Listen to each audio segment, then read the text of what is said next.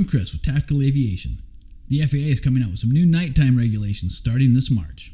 Small UAS present a hazard to low-flying pilots, similar to that presented by birds, which is significant because according to NAAA, aircraft wildlife strikes are the second leading cause of aviation-related fatalities. The requirements of Part 107 mitigate the risk to manned aircraft by requiring the remote pilot maintain visual line of sight of the small unmanned aircraft and to give way to manned aircraft at all times.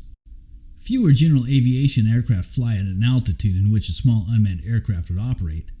Manned aircraft have restrictions on minimum safe altitudes, which places the majority of operations well above the 400-foot AGL limit for Part 107 operations.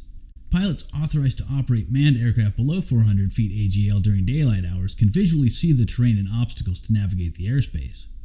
At night, these visual cues do not exist, and many general aviation aircraft that could operate during daylight at lower altitudes lack sophisticated equipment like night vision goggles, a radar altimeter, forward-looking infrared, radar, or a heads-up display, typically found on military or emergency service aircraft. The period of flight in which a manned, commercial aircraft is at or below 400 feet AGL is just prior to landing and seconds after takeoff. These phases of flight occur in the immediate vicinity of the runway, an area of airspace in which the small UAS operations under Part 107 are prohibited from flying without authorization.